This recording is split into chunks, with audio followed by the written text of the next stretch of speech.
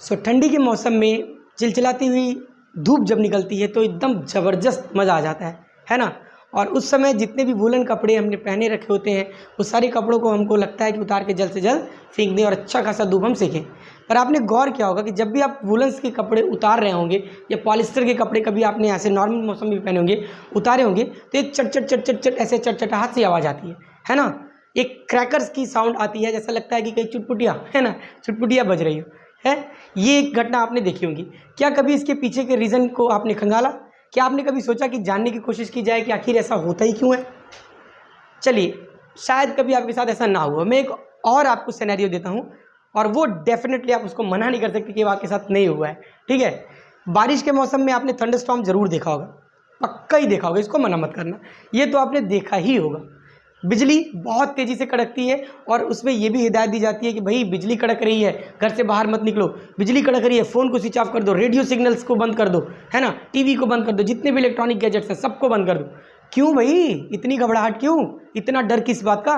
और सबसे बड़ी बात कि वो बिजली कड़की तो कड़की कैसे, किसने तार लगा दिया भैया आसमान में, कौन नीचे से करंट दे रहा है ऊपर तक, है ना, कहाँ से ये सारी चीज़ें आती हैं? क्या इसके पीछे के रीज़न को कभी भी आपने सोचा कि इसके पीछे के रीज़न को थोड़ा देखा जाए कि आखिर ऐसा होता क्यों है? नमस्कार, मेरा नाम है अभिषेक शर्मा और ये है आपका प्यारा सा लर्निंग स्पेस जिसका नाम है मास्टर ऑफ साइंस। आज हम बात करेंगे उन्हीं थंडरस्टॉर्म्स, उन्हीं चटचटाहट कपड़ों की रीज़न के बारे में और उससे होने वाले कुछ इफ़ेक्ट्स के बारे में, ठीक है। आइए सीखते हैं। उन सारी ही जो घटनाएं हैं, ये सारे सिनेरियोज़ हैं, बिजली का कड़कना या फिर कपड़ों से चटचटाहट की आवाज़ आना या फिर कार के गेट को खोलते हुए झटका महसूस करना या बस में बैठे हैं अचानक से ड्राइवर ब्रेक मारता है किसी भी वजह से, हो सकता है कोई कुत्ता सामने से गुजर रहा हो, जो भी वजह हो, ब्रेक मारे और अचानक से आप सीट पे फिसले और आपने होल्ड कर रखा हो सामने के रॉड को तो हाथ में झटका लगना, ये सारी चीज़ों के पीछे केवल और केवल एक रीज़न है जिसका नाम है discharge of electric charge. Discharge of electric charge. Discharge of electric charge, electric charge का डिस्चार्ज होना, ये ही उन सब चीज़ों के पीछे का रीज़न है। आज हम लोग अपने फर्स्ट लेक्चर में पहले यूनिट CUET टारगेट कर रहे हैं हम लोग, आप लोग को भूलना नहीं है, CUET टारगेट कर रहे हैं। CUET का टारगेट करते हुए सिलेबस का जो सबसे पहला यूनिट है इलेक्ट्रोस्टैटिक्स, जैसा कि हमने पिछली वीडियो में बात किया था सिलेबस के बारे में, उसके एक सबसे पहले और सबसे छोटे से प्यारे से चैप्टर के बारे में जिसका नाम है इलेक्ट्रिक चार्ज एंड फील्ड्स, है ना। इस वीडियो में हम लोग सबसे पहले तो जान पहचान बनाएंगे। किससे जान पहचान बनाएंगे? भैया इलेक्ट्रोस्टैटिक आप कौन है, भैया इलेक्ट्रिक चार्ज आप कौन है, इन सबसे प्यार से पूछेंगे ये हैं कौन, ठीक है। जब इनसे थोड़ी जान पहचान हो जाएगी, थोड़ी दोस्ती बना लेंगे, फिर धीरे धीरे करके इनके पूरे खानदान की हिस्ट्री खोल लेंगे ना, है कि नहीं।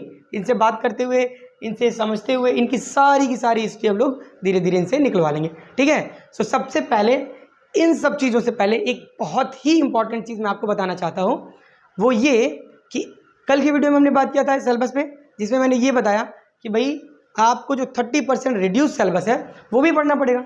भाई साहब तगड़ा झटका है, 2 महीने के बीच में आपको ये सिलेबस वो सिलेबस इतना उतना दुनिया भर का चीज़ पढ़ना है ना।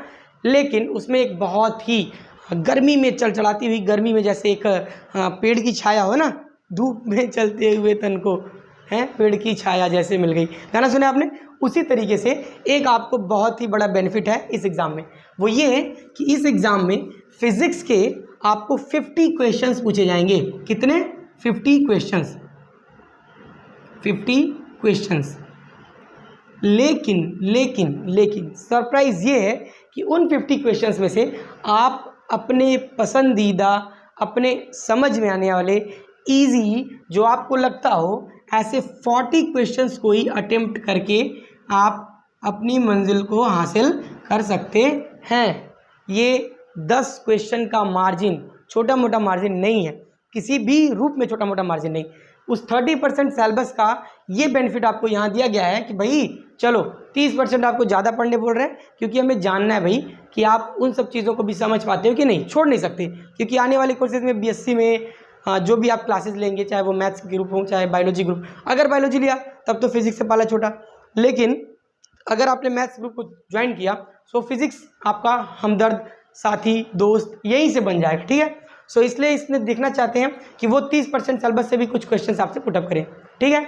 लेकिन उससे राहत आपको ज़्यादा दे दिया 10 क्वेश्चन के मार्जिन से। तो आप 50 क्वेश्चन में से अपने पसंद के कोई 10 क्वेश्चन उठाइए, उसको छोड़ दीजिए क्योंकि पसंद है, पसंदीदा लोग अक्सर ही छोड़ के चले जाते हैं, तो आप भी छोड़ दीजिए। 10 खूबसूरत से प्यारे से क्वेश्चन को उठाइए, लात मारिए, चलो भाई जाओ, है ना।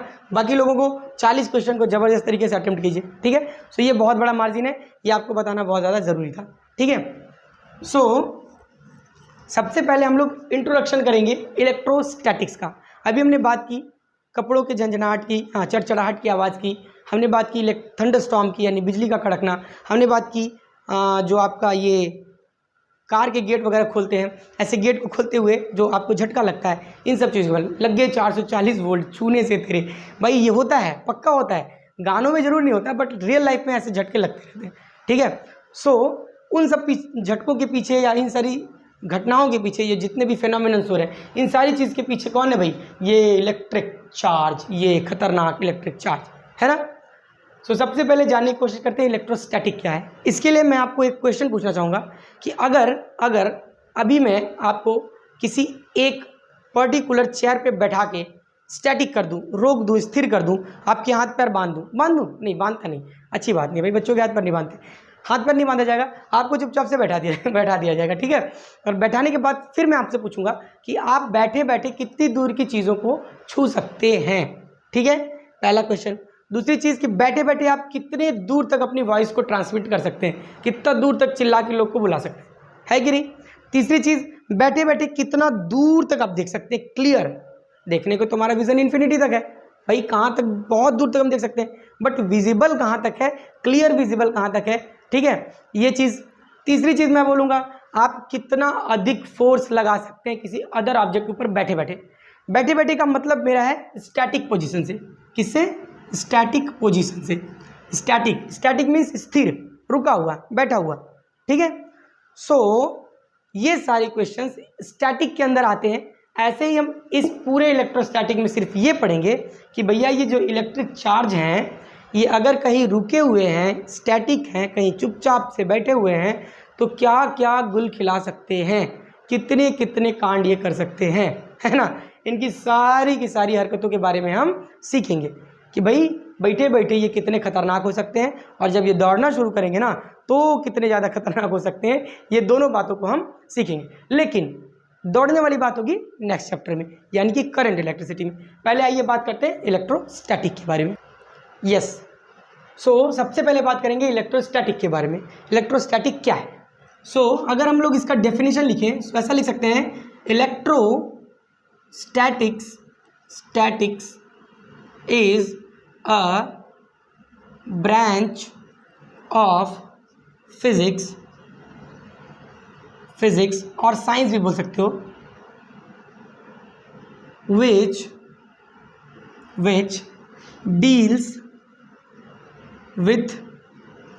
deals with the forces, fields and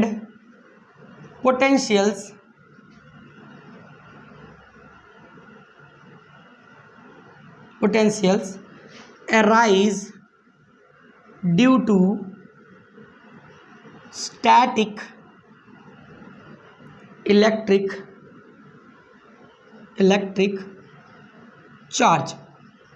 static electric charge, बिल्कुल जी हाँ, हम कह सकते हैं electrostatic is a branch of physics और science which deals with the forces, fields and potentials arises due to the electric charge. Electric charge के static position में होने के कारण, चुप्पे चाप बैठने के कारण, वो कितना फील्ड क्रिएट कर सकता है, वो कितना ज़्यादा फोर्स लगा सकता है, वो कितना ज़्यादा पोटेंशियल क्रिएट कर सकता है, इन सारी चीज़ों के बारे में जो डील करते हैं, जो मैनेजर साहब हैं, जो हमारे प्रबंधक महोदय हैं, वो है इलेक्ट्रोस्टैटिक, वो ब्रांच है इलेक्ट्रोस्टैटिक फिजिक्स का, ठीक है। सो ये बात आई होप आपको अच्छे से समझ में आ गई होगी। ये भी फिजिक्स का एक छोटा सा हिस्सा है ना।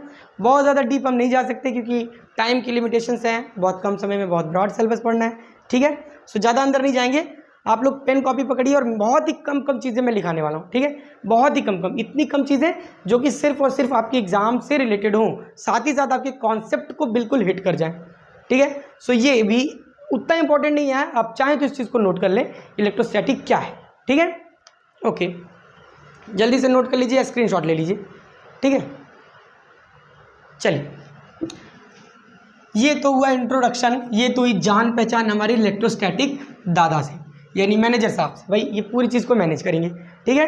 अब हम बात करते हैं इलेक्ट्रिक चार्ज की, अब हम बात करते हैं इलेक्ट्रिक चार्ज की। किसकी बात करेंगे? इलेक्ट्रिक चार्ज की। जी, अब बात करते हैं इलेक्ट्रिक चार्ज की। किसकी बात? Electric charge. एक सदस्य से तो जान पहचान हो गई, दूसरे हैं हमारी electric charge, electric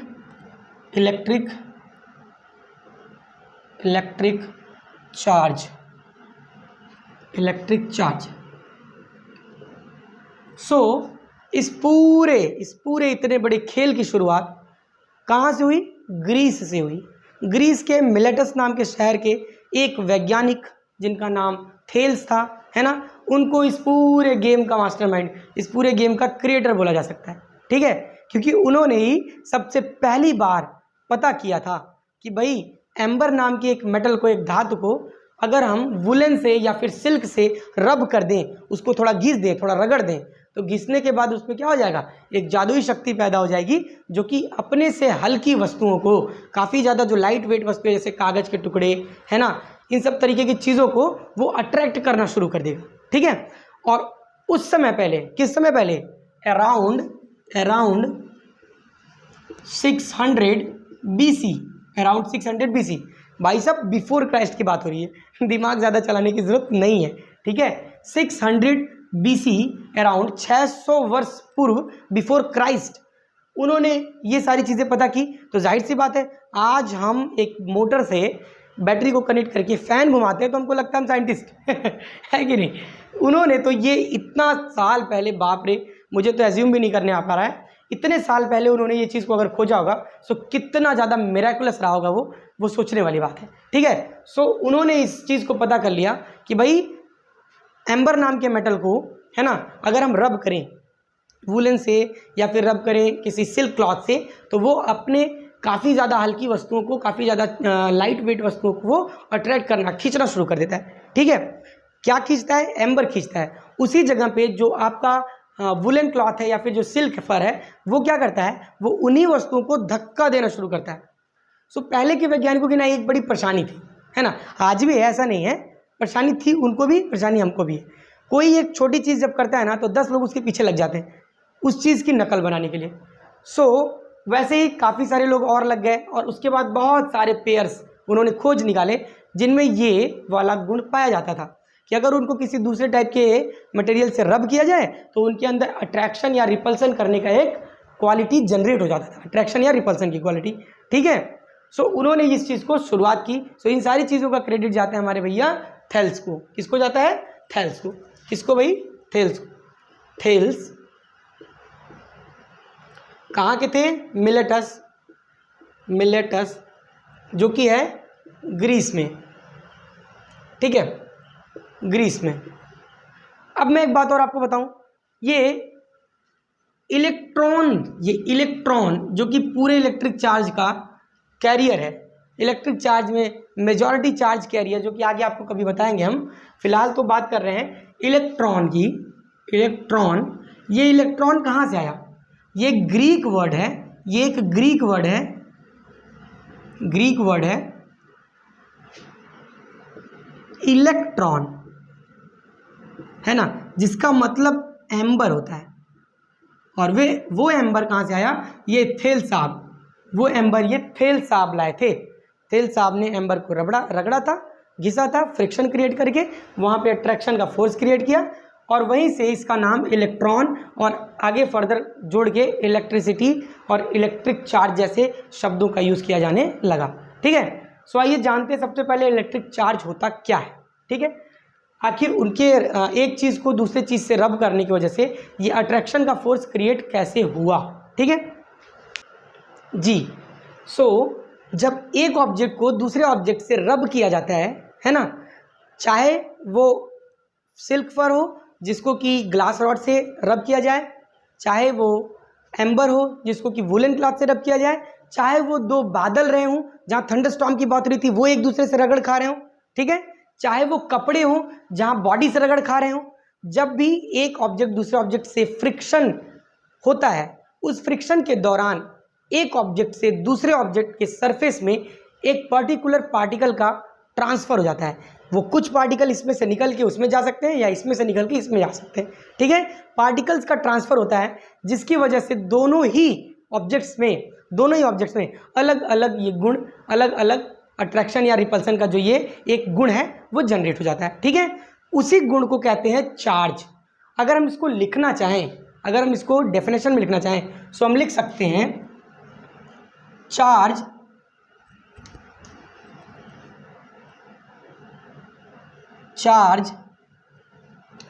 is a fundamental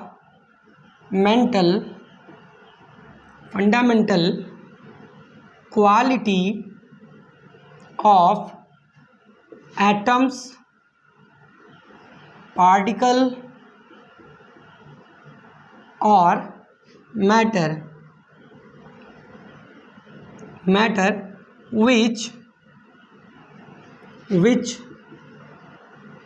allows it to exert or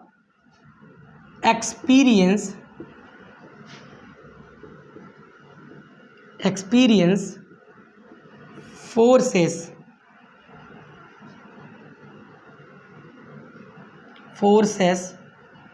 to the other particle, ठीक है।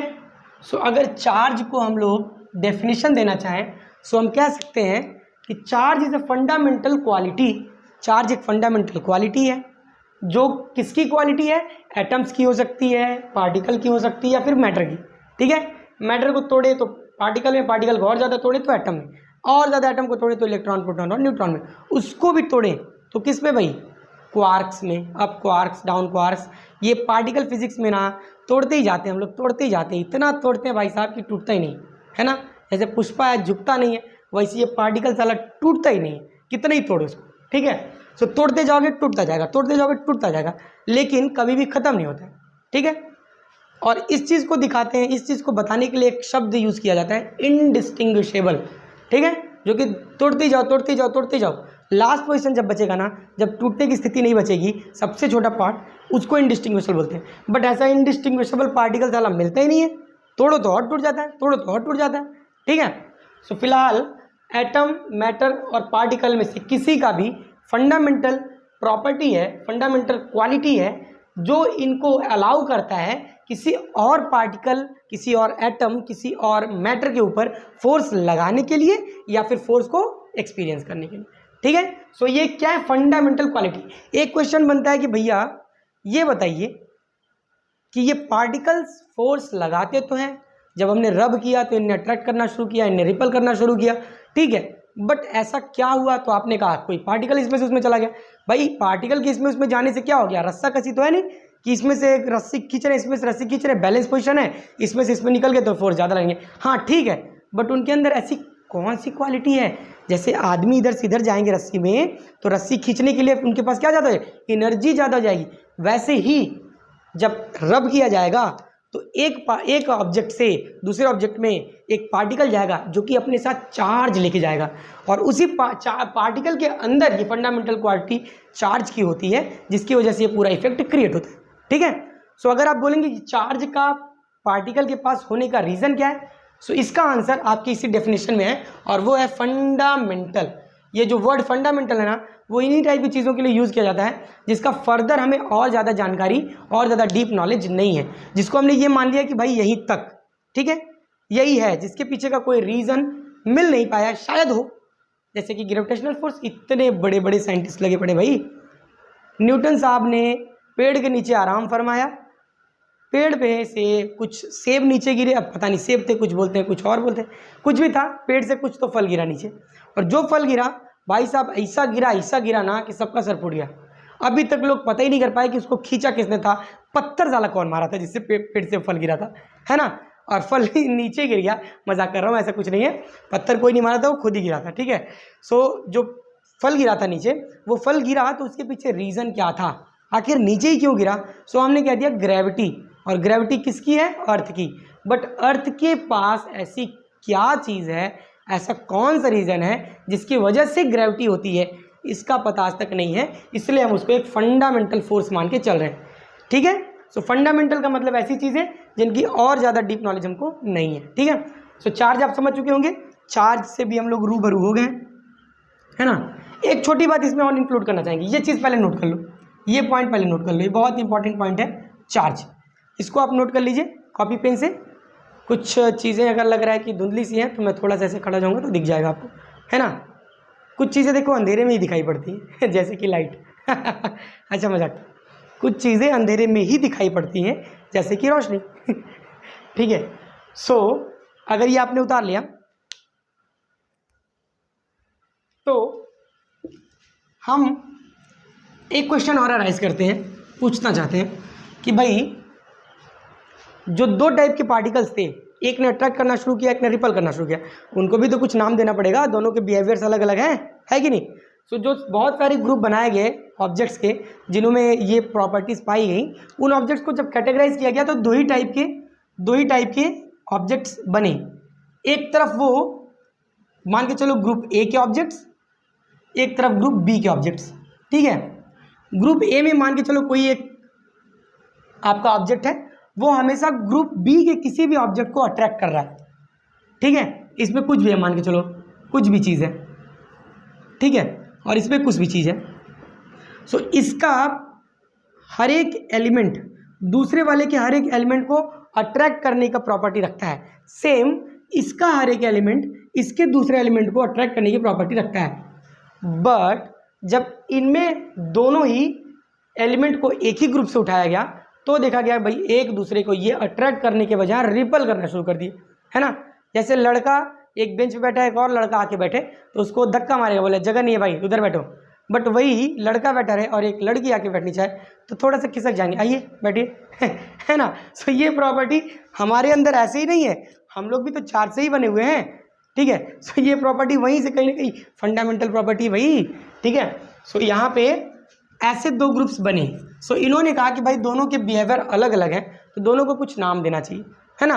और ये नाम देने का जो जिम्मा है ये बेंजामिन फ्रैंकलिन साहब ने अपने सर पे ले लिया कि आओ भाई मैं नाम रखता हूँ, मुझे नाम बड़ा अच्छा लग आता है, ठीक है। सो उन्होंने कहा सबसे पहले तो कहा ये जो प्रॉपर्टी है इसको कहेंगे चार्ज, और ये जो अलग अलग प्रॉपर्टी है तो एक को हम बोलेंगे पॉजिटिव चार्ज और एक को बोलेंगे negative charge. Negative charge, positive charge, negative charge. So आप लिख सकते हैं there are only two types of charges, that is positive charge and negative charge. Charges के सिर्फ दो ही प्रकार होते हैं, एक पॉजिटिव चार्ज और दूसरा निगेटिव चार्ज, ठीक है। पॉजिटिव चार्ज और निगेटिव चार्ज। अब एक क्वेश्चन और बन सकता है, देखिए जब मैं 7वीं 8वीं में पढ़ता था ना, 8वीं में, तो साइंस की जो मेरी बुक थी, शायद आप में से किसी ने वो बुक देखी होगी या पढ़ी होगी, नहीं पता मुझे, मैं हिंदी मीडियम का स्टूडेंट था, ठीक है। सो उस बुक के सबसे पहले ही पेज पे ना एक बड़ी अच्छी बात लिखी थी जो मेरे दिमाग में ना उसी दिन से बैठ गई, ठीक है। वो बात ये थी, उसमें लिखा था विज्ञान सीखने के वैज्ञानिक विधि, that means learning of the methods of scientific learning.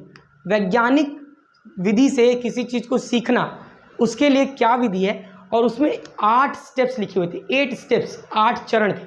और उन 8 चरण में से ना सबसे पहला चरण जो था, सबसे पहला चरण वो क्या था पता है, मज़ेदार चीज़, और वही चरण सबसे ज़्यादा इम्पॉर्टेंट है। अगर आप में से एक भी बच्चे ने उस चरण को अपने अंदर रखा होगा, उस स्टेप को अपनाया होगा ना, तो डेफिनेटली वो साइंस में बहुत ही ज़्यादा ब्रिलियंट होगा। और वो स्टेप था, सबसे पहला स्टेप हिंदी में मैं लिखना चाहूँगा, जिज्ञासा। सबसे पहले आपको क्या आनी चाहिए, जिज्ञासा। Curiosity, curiosity. सबसे पहले आपको जिज्ञासा होनी चाहिए, क्यूरियोसिटी होनी चाहिए, ठीक है। आपका माइंड क्यूरियस होना चाहिए, आपको कोई भी चीज़ देखते ही सवाल उठने चाहिए मन में, क्वेश्चंस अराइज होने चाहिए कि भाई क्यों, कब, कैसे और आगे क्या होना है। जैसे चार्जेस को पढ़ने की ज़रूरत क्यों है, क्योंकि हम लोग चारों तरफ इसके इफेक्ट से घिरे हुए हैं, तो हमको इस चीज़ को जानने की ज़रूरत है। ये सिंपल सा आंसर है, ठीक है। अच्छा ठीक है, क्यों पढ़ लिए, कब से पढ़ना शुरू किया वो भी मैंने बताया, 600 अराउंड 600 BC बिफोर क्राइस्ट, है ना, वहाँ से पढ़ना शुरू किया। क्या है वो भी बता दिया, कब, क्यों, क्या, कहाँ, कैसे, इस टाइप के क्वेश्चंस हर एक मोमेंट पे। फैन चल रहा है, ठीक है भाई, ऐसी कौन सी ताकत है जो इतने पतले तार से फैन तक आ रही है, एक स्विच को ऑन करते ही without delay of a single second तुरंत फैन घूमना शुरू करता है। तो ये सारी चीज़ों को देख के जिज्ञासा होनी चाहिए ना। फ़ोन को लिया, छोटा सा कैमरा दिखता है, इतने बड़े एरिया को कैप्चर करता है और हूबहू आपको इमेज देता है, क्यों, कैसे, ये सारी चीज़ें आपके अंदर उठनी चाहिए, ये क्वेश्चंस आपके अंदर अराइज होने चाहिए। तो सबसे बड़ी बात है कि आपके अंदर जिज्ञासा यानी कि क्यूरियोसिटी होनी बहुत ज़्यादा ज़रूरी है, ठीक है। सो क्यूरियस होंगे तभी कुछ काम हो पाएगा। सो यहाँ पे ये क्वेश्चन हमारा उठता है कि पॉजिटिव और निगेटिव ही नाम क्यों रखे भाई बेंजामिन फ्रैंकलिन साहब। आप चाहते तो रामू श्यामू रख सकते थे, आप चाहते तो रमेश सुरेश रख सकते थे, आप चाहते तो कुछ भी रख सकते थे, सीता गीता रख देते भाई, आप चाहते तो कुछ भी रख सकते थे, बेंजामिन और फ्रैंकलिन ही रख देते, बेंजामिन चार्ज फ्रैंकलिन चार्ज। सो आपको ऐसी क्या चीज़ सूझ गई तो आपने इसको पॉजिटिव कहा, इसको नेगेटिव। इसके पीछे एक खास रीज़न हो सकता है, जैसा कि माना जाता है, ठीक है। वो रीज़न क्या है, जैसे +5 और -5 को अगर ऐड किया जाए तो क्या रिजल्ट मिलेगा, 0 मिलेगा कि नहीं मिलेगा, बिल्कुल। +2 -2 0, +1000, बाप रे इतनी बड़ी नंबर, हाँ छोटे बड़े खिलाड़ी थोड़ी ना है, 1000 +1000 -1000 मिला जुला कि 0, यानी नंबर्स का एम्पलीट्यूड, नंबर का मैग्नीट्यूड सॉरी कितना ही बढ़ा दो, है ना, अगर पोलैरिटी प्लस और माइनस यानी कि डिफरेंट है, अपोजिट है, सो उसका रिजल्टेंट 0 होगा। और ऐसा ही कुछ हमारे चार्जेस के साथ देखने को मिलता है, ठीक है। अगर एक पॉजिटिव चार्ज और दूसरा निगेटिव चार्ज सेम मैग्नीट्यूड का अगर हम मिलाएं तो रिजल्ट हो जाता है 0, यानी कि वो जो आपका दोनों मिलने के बाद आपको क्या मिलता है, न्यूट्रल चार्ज मिलता है, न्यूट्रल पॉइंट मिलता है, ना वहाँ पे पॉजिटिव चार्ज बचता है ना ही निगेटिव। एक दूसरे के इफेक्ट को ये कैंसिल आउट करते हैं, जैसे कि प्लस और माइनस एक दूसरे को कैंसिल आउट करते हैं, इसीलिए एक को पॉजिटिव और दूसरे को निगेटिव बोला गया। ऐसा कतई मत सोचना कि पॉजिटिव वाला बहुत ताकतवर है, महान है ना, परम प्रतापी, परम ज्ञानी या फिर बहुत ज़्यादा इंटेलिजेंट है, निगेटिव वाला बेचारा कमज़ोर सुख बड़ा, है ना, ऐसा कुछ भी नहीं है। पॉजिटिव और निगेटिव सिर्फ और सिर्फ ये दिखाने के लिए कि ये एक दूसरे के इफेक्ट को कैंसिल आउट कर देते हैं, ठीक है। सो यहाँ तक बात होगी इलेक्ट्रिक चार्ज की, इंट्रोडक्शन की, चार्ज के टाइप्स की, ठीक है। अब हम बात करते हैं अगला जो अपना पॉइंट है वो ये है conductor and insulator. Conductor and insulator क्या होता है भाई, कंडक्टर एंड इंसुलेटर आप में से ज़्यादातर लोगों को पता होगा, 12th का सिलेबस आपने पढ़ा ही है ना। सो बहुत शॉर्ट लैंग्वेज में बताना चाहूँगा कंडक्टर इंसुलेटर क्या होता है। Conductor which allows the flow of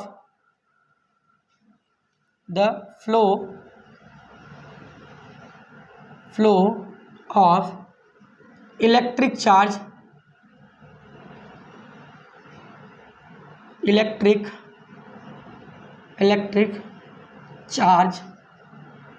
from them, वो होता है कंडक्टर। कंडक्टर भैया बस वाले कंडक्टर नहीं, हालांकि काम उनका भी एक जगह से दूसरी जगह छोड़ना है ना, और कंडक्टर का यहाँ पे भी काम होता है चार्जेस को एक जगह से उठा के दूसरी जगह पहुँचाना, बट दोनों में अंतर है, ठीक है। यहाँ पे बोला जा रहा है कंडक्टर ऐसा मटेरियल जो खुद में से, बस तो कंडक्टर भाई साहब खुद में से थोड़ी ना आपको जाने देंगे, वो तो ले जाके आपको छोड़ेंगे ना, बट यहाँ जो कंडक्टर है वो खुद में से इलेक्ट्रिक चार्ज को आने जाने देगा चुपचाप, है ना, बिना कोई शिकायत शिकवा गिला किए। इसलिए कंडक्टर क्या होता है, आप लिख लीजिए, इसको नोट जरूर कीजिए, इसको नोट कीजिए। कंडक्टर क्या है, कंडक्टर, कंडक्टर क्या है, the material which allows the flow of electric charge from them easily. Easily एक वर्ड है, ईजिली, बहुत ही आसानी से, ईजिली आने जाने देगा, बोलेगा आओ जाओ, कोई टैक्स नहीं है ना, कोई रोड सर्विस का आपको चार्ज नहीं देना है, कोई फास्टैग रिचार्ज करने की ज़रूरत नहीं है, आप आइए और जाइए। ठीक है, उसी जगह पे जिनने इस चीज़ को रोक देना है, ऐसे मटेरियल जिनने मना कर देना है कि नहीं भैया हम तो नहीं जाने देंगे, ये तो हमारी रोड है, हमारे पिताजी ने बनवाया है, यहाँ से तो कतई नहीं जाने देंगे, कुछ भी हो जाए, इतने ब्रेकर बनाएंगे भाई साहब, उछलते रह जाओगे, घर नहीं पहुँच पाओगे, है ना। ऐसे टाइप के मटेरियल्स को कहते हैं इंसुलेटर। इंसुलेट कर देना, इंसुलेटर, लेट कर देना, साले को जाने नहीं देना है ना, रुक, इतना ब्रेकर बनाऊंगा ना, इतना ब्रेकर बनाऊंगा तो जा ही नहीं पाएगा। ऐसा होता है इंसुलेटर। इंसुलेटर, इंसुलेटर, इंसुलेटर जो होता है भाई क्या बोलता है, तुमको हम इतना लेट करेंगे, इतना लेट करेंगे, तुम्हारी तरफ से जाने ही नहीं चाहोगे, और जाना चाहोगे भी तो इतने ब्रेकर बनाएंगे कि जा ही नहीं पाओगे, है ना, समझ रहे हो। सो इंसुलेटर्स क्या होता है, materials, materials, materials which does not allows the flow of charge through them, है ना। ऐसे मटेरियल्स जो अलाउ नहीं करते खुद में से चार्ज को जाने देना। दुनिया भर का टैक्स लगाते हैं, इतना टैक्स लगाते हैं ना कि जाते ही नहीं है, जाने ही नहीं देते एक शब्द बोले तो, ठीक। सो ऐसे होते हैं हमारे इंसुलेटर और ऐसे होते हैं कंडक्टर। जनरली जहाँ तक हम लोगों को पता है दो ही टाइप के मटेरियल होते ही हैं, या वो कंडक्टर होंगे या इंसुलेटर। बट फर्दर स्टडीज़ में ये पता चला है कि भैया इन दोनों के बीच में एक और साहब हैं, ऐसे घुसखोर है, क्या है, घुसखोर है ना। क्या चाहिए उनको, डोनेशन, क्या चाहिए, डोनेशन। भाई पहले तो जाने नहीं देंगे, ब्रेकर बना देंगे, बैरियर लगा देंगे, पर जब आप थोड़ा रिक्वेस्ट करोगे ना तो बोलेंगे ऐसा करो 200 की एक पत्ती दे दो जाओ, ठीक है। वो वाले भैया जो है उनको डोपिंग करना पड़ता है। वो वाले जो भैया उनका नाम है semi conductor, semi conductor, semi conductor. Semi conductor ऐसा मटेरियल है जो कि शुरू में बैरियर लगाता है, रोकता है, जाने नहीं देता है, बट जब हम उसको 500 की पत्ती थमाते हैं जब हम उसको उसका जेब थोड़ा गर्म करते हैं, यानी कि उसमें कुछ अलग मटेरियल्स का डोपिंग करते हैं, मिलावट करते हैं, तो वो फिर जाने का काम शुरू कर देता है, वो इलेक्ट्रिक चार्ज के फ्लो को अलाउ कर देता है। ऐसा तीसरा हमारे यहाँ सब्सटेंस मिल चुका है सेमीकंडक्टर, बस इसकी पहचान करने में काफ़ी देर हो गई। जैसे कि हमारे यहाँ बहुत सारे भ्रष्ट ऑफिसर्स हैं जिनकी पहचान करने में देर हो चुकी है और उनने सिस्टम को बहुत ज़्यादा खोखला कर दिया अंदर से, ठीक है। सो यहाँ पे वैसे ही ये सेमीकंडक्टर, लेकिन जितने ही भ्रष्ट ऑफिसर्स हमारे समाज के लिए नुकसानदायक हैं उतने ही ज़्यादा इम्पॉर्टेंट और कामगर सेमीकंडक्टर्स हमारे इलेक्ट्रॉनिक डिवाइसेस के लिए हैं। ये ज़रूर डोपिंग करवाते हैं, फिक्स है, डोपिंग करा के ही काम होगा, बट ये काम सॉलिड करते हैं, ठीक है। चलिए मैं आपको एक एग्जांपल देता हूँ। एक घर में 5 लोगों की फैमिली थी, फादर, मदर, है ना, और उनके 3 बच्चे। तीनों बच्चों में ना 3 अलग अलग क्वालिटी थी, और आप में से भी कोई लोग, जो भी बच्चे यहाँ पे देख रहे हैं बच्चा लोग, उन लोग में भी तीनों में से कोई एक क्वालिटी तो होगी पक्का। वो कौन सी क्वालिटी है नीचे कमेंट सेक्शन में आप हमको भी लिख के बताइएगा, ठीक है। माता जी ने बोला पहले बच्चे को, सबसे बड़े वाले को मान के चलो, पहले बच्चे को कि बेटा बाहर जाओ और 1 किलो चीनी ले आओ। वो बिल्कुल परम, है ना, एकदम श्रवण कुमार, एकदम आदर्श बच्चा, आज्ञाकारी, है ना। जैसे ही माता जी ने कहा जाओ चीनी लाओ, बिना कोई सवाल किए, बिना कुछ पूछे, चुपचाप पैसा लिया और दुकान गया और सीधा सीधा ला के सामान दे दिया, जिसको बोलते हैं कि बहुत ही ज़्यादा आज्ञाकारी, है ना। समझ रहे हो कि नहीं समझ रहे, ठीक है। एक तो ये बच्चा हो गया। दूसरा बच्चा एकदम होशियार चंद, है ना, एकदम अपने आप को बिल्कुल राउडी, है ना। उसको माता जी ने बोला बेटा ऐसा करो, जाओ 1 किलो आलू ले आओ, है ना। सीधा बिना कुछ पूछे, बिना कुछ सोचे, बिना कुछ समझे, फ़ायदा नफ़ा नुकसान कुछ भी नहीं सोचा, सीधा बोल देना मैं तो नहीं जाने वाला, जाएगा नहीं साला, है ना। तो ऐसा वाला जो बच्चा है, ठीक है, वो दूसरे टाइप का बच्चा हो गया। और एक बहुत ही स्पेशल चाइल्ड होता है भैया, एक बच्चा जिसके पास बहुत ही अलग तरीके की एक क्वालिटी होती है, वो क्वालिटी क्या है, उसको जब बोला जाएगा कि बेटा जाओ 1 किलो चीनी लेके आओ, तो पहले तो ना है जाने का मन नहीं है, नहीं जाएंगे, है ना, प्लीज़ मम्मी मत जाने दो, उसको बोल दो ना, थोड़ा टाल मटोल करेंगे। लेकिन जैसे ही माता जी थोड़े इमोशंस दिखाएंगी, चलो ठीक है तुम नहीं सुनोगे, कोई बात नहीं, दिन भर तुम्हारे लिए काम करती हूँ, एक काम सुन लेते तो ऐसा था, रखी थी सोची थी जाएगा आ लेके आएगा तो इसको बिस्किट देंगे। तो जैसे ही उसको थोड़ा सा इमोशनल टॉर्चर किया जाता है या जैसे उसको थोड़ा लालच दिया जाता है, तो भाई साहब तुरंत उठता है और वो काम करने के लिए चला जाता है। और पहले वाले आज्ञाकारी बच्चे से भी ज़्यादा इफ़िशियंट तरीके से, अच्छे से संभाल के ये तीसरे टाइप वाला बच्चा काम करता है। सो जो पहले टाइप वाला बच्चा, मानते कि नहीं इस बात को? अच्छा, सो जो सबसे पहले टाइप वाला बच्चा है जो कि कंडक्टर है, इनको बोला इनने कर दिया, इनको बोला इनने सीधा मना कर दिया, इनको बोला तो इनने सोचा समझा, है ना, कुछ घूस लिया, उसके बाद गए करने के लिए, तो बड़ी सावधानी से काम किया। So there are 3 types of matters, due on the basis of electric charge, conductivity of electric charge, that is conductor, insulator and semi conductor. Okay, so ये हमारी तीसरी टॉपिक भी कवर हो गई। अब हम बात करेंगे मेथड्स ऑफ चार्जिंग की, कौन कौन से मेथड से चार्ज हम कर सकते हैं। अब भैया फंडामेंटल क्वालिटी तो है सर, क्वालिटी तो फंडामेंटल है, बट क्या हम इसको क्रिएट भी कर सकते हैं? जी नहीं। Charge neither can be created nor can be destroyed, but it can be transfer from one body to other body. एक बॉडी से दूसरे बॉडी पे ट्रांसफर किया जा सकता है, इसीलिए किसी भी अनचार्ज मटेरियल को भी चार्ज किया जा सकता है विदाउट क्रिएटिंग चार्ज। पैदा नहीं कर रहे हैं, चार्ज पैदा नहीं कर रहे भाई, सिर्फ एक जगह से उठा के दूसरी जगह रख रहे हैं। समझ रहे कि नहीं बात को? So there are 3 types of method, there are 3 methods of charging. पहले को क्या बोलते हैं? पहले को बोलते हैं कंडक्शन, दूसरे को बोलते हैं इंडक्शन। वो चूल्हा वाला नहीं, उसके अंदर इसका इफेक्ट होता है, बोलते हैं हम जरूर इंडक्शन है, बट वो इंडक्शन उसका थियरी है, असल में तो वो क्या है, चूल्हा ही है ना भाई, वो तो चूल्हा ही है, उसके अंदर जो काम हो रहा है, जिस मेथड से काम हो रहा है वो है इंडक्शन, बट हम पूरी चीज़ को इंडक्शन बोल देते हैं। बहुत सारी ऐसी चीज़ें मैं आपको बीच बीच में बताता रहूँगा, ठीक है। तीसरा क्या है? तीसरा क्या है? फ्रिक्शन। 3 मेन तरीके हैं, कंडक्शन, इंडक्शन या फ्रिक्शन। कंडक्शन का मतलब सीधा सीधा उठाओ और टच कराओ, काम खत्म।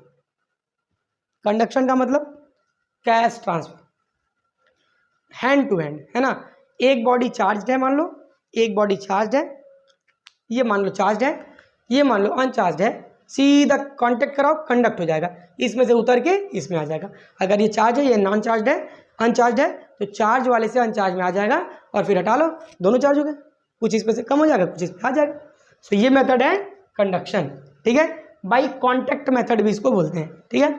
दूसरा मेथड है इंडक्शन, दूसरा मेथड है इंडक्शन, कंडक्शन, इंडक्शन और फ्रिक्शन। इंडक्शन क्या है भाई? इंडक्शन का मतलब टच नहीं करा सकते भाई, टच नहीं करा सकते, है ना। जैसे मैं कोई काम अच्छा कर रहा हूँ, मुझे देख के तुम्हें भी करने का मन करे। हाँ ये चीज़ बताएं, जैसे एक बंदा कमरे में 10 लोग हों, एक बंदे को उबासी आ रही है, ऐसा मुँह बना रहा है, उसको देख के देखोगे तो जनरली हमें भी उबासी आ जाती है, हमें नहीं तो हमारे बगल वाले को तो आ ही जाती है, आ जाती है कि नहीं आ जाती है, ठीक है। सो ये भी एक टाइप का इंडक्शन ही है, किसी एक चीज़ को सिर्फ देखकर वैसा गुण अगर अपने अंदर आ जाए, दैट इज कॉल्ड इंडक्शन, और हिंदी में प्रेरण कहा जाता है, ठीक है। इसलिए बोला जाता है कि फलाने से प्रेरणा लो, महात्मा गांधी से प्रेरणा लो, सरदार वल्लभ भाई पटेल से प्रेरणा लो, ठीक है, क्योंकि उनको टच तो नहीं कर सकते, उनके लाइफ को जी तो नहीं सकते, बट उनके लाइफ से हम कुछ सीख सकते हैं without touching them, that is called induction. So एक मेथड और है जिसमें बिना किसी भी ऑब्जेक्ट को टच किए आप चार्ज को ट्रांसफर कर सकते हैं। कैसे? सपोज करो ये एक बॉल है, ये एक बॉल है जिसमें कि चार्ज नहीं है, जिसमें चार्ज नहीं है, चार्ज होता नहीं ऐसा कुछ नहीं है, चार्ज तो सब में होता है, किसी में बैलेंस कंडीशन में है और किसी में इम्बैलेंस कंडीशन में। जिसमें इम्बैलेंस कंडीशन में वो चार्ज है, जिसमें बैलेंस कंडीशन में है वो अनचार्ज है, ठीक है। तो अनचार्ज मान के चलो ये है अनचार्ज एक स्फीयर, ठीक है। अनचार्ज का मतलब इसमें पॉजिटिव और निगेटिव चार्ज दोनों है, बट बैलेंस कंडीशन में। तो करना क्या है, एक पॉजिटिव या एक निगेटिव चार्ज रॉड को इसके पास लेके आप आइए, जैसे ही मान के चलो सपोज करो हम पॉजिटिव चार्ज डॉट ले रहे हैं, जैसे आप इसके नज़दीक लाएंगे ना, तो अभी हमने पढ़ा था कि पॉजिटिव निगेटिव को अट्रैक्ट करता है, पॉजिटिव निगेटिव को अट्रैक्ट करता है। तो इसके साइड साइड में ना सारे निगेटिव चार्ज आ जाएंगे, बाकी पॉजिटिव चार्ज इसके इधर घुस जाएंगे, एक साइड हो जाएंगे। उसी टाइम एक दूसरा अनचार्ज स्फीयर लाइए और उसको इसके कांटेक्ट में ला दीजिए। जैसे आप कांटेक्ट में लाएंगे, ये सारे के सारे पॉजिटिव चार्ज इसमें से निकल के इसमें चले जाएंगे, इसमें चले जाएंगे, और जैसे ही उसमें चले जाएं फिर इसको आप हटा लीजिए, दूर कर दीजिए, इसको दूर कर दीजिए, और फिर इसको भी हटा लीजिए। सो ये निगेटिवली चार्ज हो गया, ये पॉजिटिवली चार्ज हो गया। देखा कैसे चार्ज को सेपरेट कर दिया गया बाय इंडक्शन, बिना छुए, है ना। सो इस प्रोसेस को बोलते हैं चार्ज बाय इंडक्शन। और तीसरा है फ्रिक्शन, जिसका बहुत सारा एग्जांपल मैंने ऑलरेडी दे दिया आपको। हाथों को रब कीजिए, ठीक है, हाथों को रब कीजिए तो गर्मी हो जाती है ना। वो गर्मी क्यों है? क्योंकि एक जगह से दूसरे जगह पे क्या हो रहा है, हीट ट्रांसफर हो रहा है। वैसे ही जब ग्लास रॉड को कैट फर से रगड़ते हैं तो एक रॉड से दूसरे फर में क्या चला जाता है, इलेक्ट्रॉन चला जाता है, ठीक है। तो एक पॉजिटिव नेगेटिव चार्ज आता है ऑलरेडी फ्रिक्शन करने से, ठीक है। So there are 3 methods of charging, conduction, induction and friction. ये मेथड्स ऑफ चार्जिंग भी हमारा हो गया। और आज का ये लास्ट टॉपिक हम पढ़ने जा रहे हैं, जिसको बोलते हैं प्रॉपर्टीज ऑफ चार्ज। अब हमने जान लिया कि चार्ज है क्या, कितने टाइप का होता है, कैसे हम चार्ज कर सकते हैं किसी चीज़ को। अब हम देखते हैं कि भैया चार्ज के पास पर्टिकुलर अपनी क्या क्या प्रॉपर्टी है, ठीक है। सो प्रॉपर्टीज ऑफ चार्ज बहुत ही ज़्यादा इंपॉर्टेंट क्वेश्चन है, टॉपिक है। एक एक नंबर के बहुत सारे क्वेश्चंस इससे हमेशा ही पूछे जाते हैं। Properties of charge, properties of charge. Charge के पास क्या क्या प्रॉपर्टी है? सो बेसिकली सबसे पहली तो प्रॉपर्टी यही लिख लीजिए, like charges repel each other and unlike charges attracts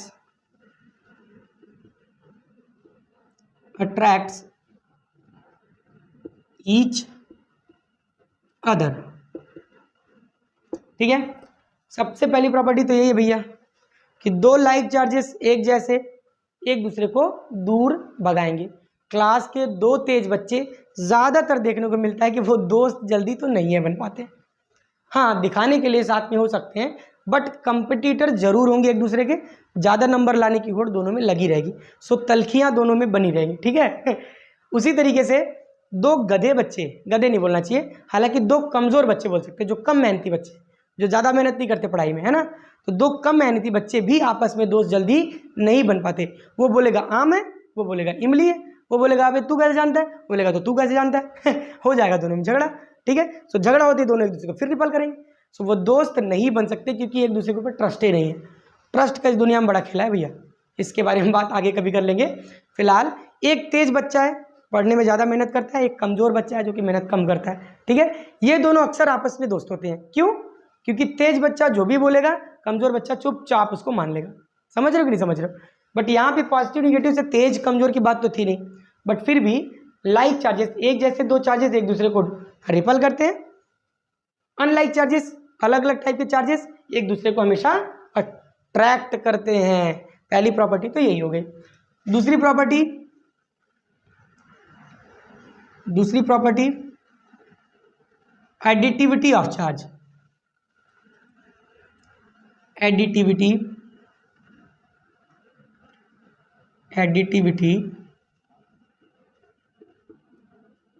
of charge. हाँ भाई, अगर एक बॉडी को सर पॉजिटिव चार्ज है, कुछ दूसरी बॉडी पे भी कुछ पॉजिटिव चार्ज है, अगर दोनों को हम साथ में से टच करा दें, जोड़ दें, जैसे पहले करते थे, एक बैटरी है दूसरी बैटरी है, दोनों बैटरी को आगे जोड़ते थे, पीछे जोड़ते थे, वायर जोड़ के बल्ब से लगा के देखते रहते थे, भयानक वाले साइंटिस्ट बनते थे, बचपन बनते थे ना। सो आज ये प्रश्न पूछ सकते हैं कि भाई एक पॉजिटिव चार्ज है किसी बॉडी पे, कुछ पॉजिटिव चार्ज है किसी बॉडी पे, कुछ और पॉजिटिव चार्ज है, दोनों को मिला दें तो क्या पॉजिटिव चार्ज जुड़ जाएंगे या फिर बस सटे रहेंगे, ऐसे टच में रहेंगे बट कुछ होगा नहीं? तो जी हाँ, पॉजिटिव चार्जेस से निगेटिव चार्जेस से ऐड हो जाते हैं, या फिर यूं कहें कि वो अलजेब्रिक सम को फॉलो करते हैं। So the total charge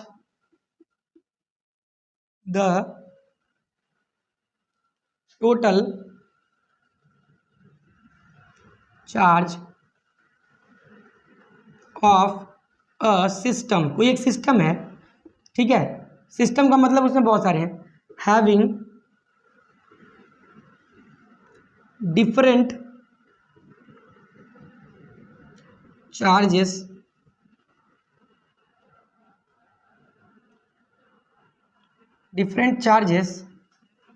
Q1 Q2 Q3 ... Qn is equal to the algebraic sum of each charges।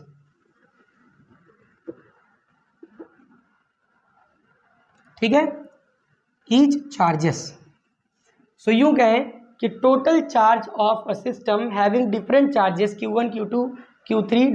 Qn is equal to the algebraic sum of each charges. जितने भी चार्ज उस सिस्टम में हैं, सारे charges का algebraic सम, जैसे भी आप जोड़ घटाना करते हैं, जनरल जोड़ घटाना, वो सारे अलजेब्रिक सम का जो टोटल मिलेगा वही टोटल चार्ज होगा। यानी कि Q is equal to Q1 plus Q2 plus Q3 plus ... Qn। ठीक है, यानी जो चार्ज होता है ना, ये मास की तरह होता है।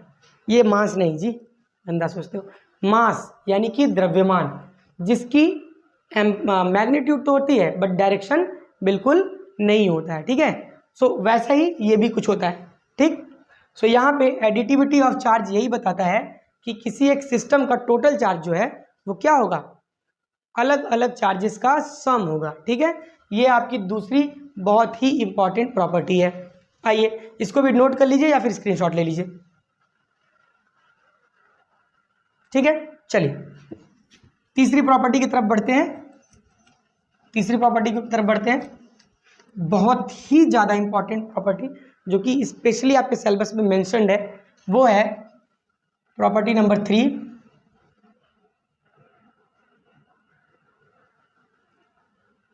Quantization of charge.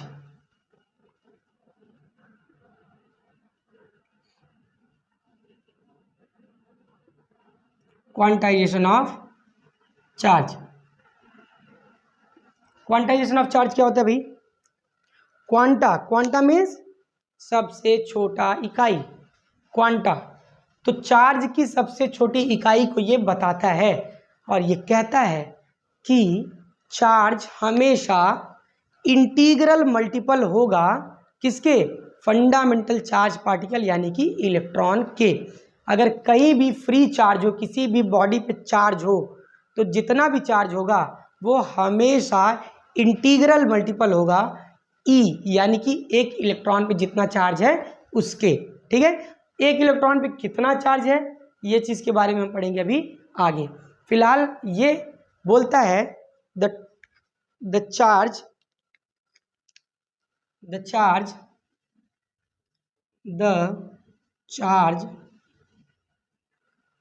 on any body is always be integral multiple of E, integral multiple of E, that is Q is always equal to NE। ये वाला फॉर्मूला गांठ बांध लीजिए, इस फॉर्मूले को लिख लीजिए, नोट कर लीजिए, चिपका दीजिए कमरे में, है ना, ज़रूरत पड़े तो हाथों पे भी गुदवा लीजिए। लेकिन ये फॉर्मूला जो है बहुत ही ज़्यादा इंपॉर्टेंट और बहुत ही ज़्यादा काम आने वाला फॉर्मूला है। ठीक है, आगे ये फॉर्मूला आपको बहुत ज़्यादा काम आने वाला है। ठीक, Q is equal to NE, जहाँ पे N है नंबर ऑफ इलेक्ट्रॉन्स, जो कि क्या होगा, हमेशा इंटीजर होगा। कैसा इंटीजर? पॉजिटिव इंटीजर होगा, हमेशा पॉजिटिव इंटीजर होगा। Where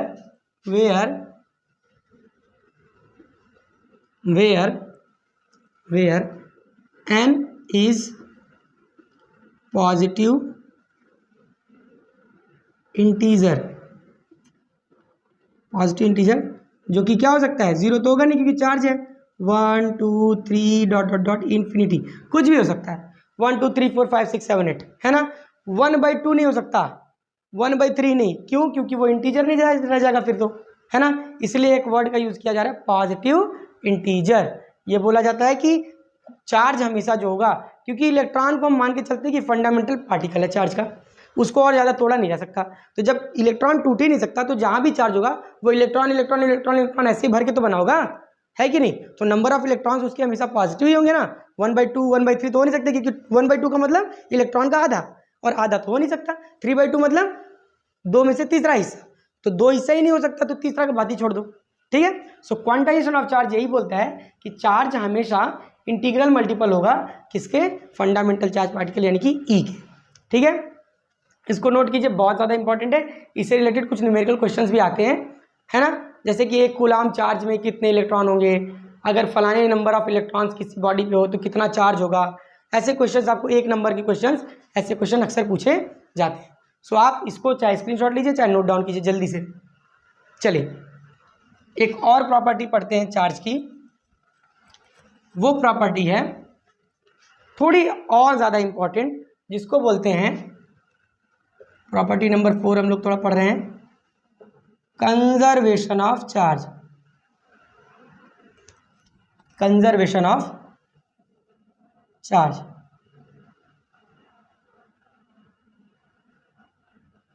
conservation of charge, conservation of charge, ठीक है। कंजर्वेशन ऑफ चार्ज, कंजर्वेशन आप सब अच्छे से जानते हैं, कंजर्व करना यानी किसी चीज़ को संभाल के रखना, संरक्षित करके रखना, ठीक है।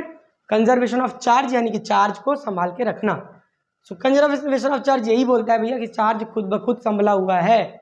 Charge neither can be created, पैदा ही नहीं कर सकते, नाइदर कैन बी डिस्ट्रॉयड, मार भी नहीं सकते, जैसे कि आत्मा है ना, आत्मा को भी कभी पैदा नहीं किया जा सकता और आत्मा को भी कभी खत्म नहीं कर सकते।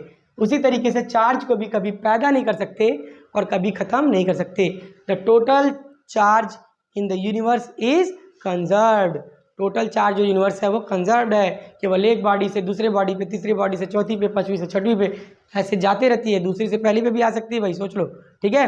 सो एक से दूसरे पे ट्रांसफर तो हो सकती है, but neither can be created nor can be destroyed. लिख लेते हैं इसको भी, चार्ज neither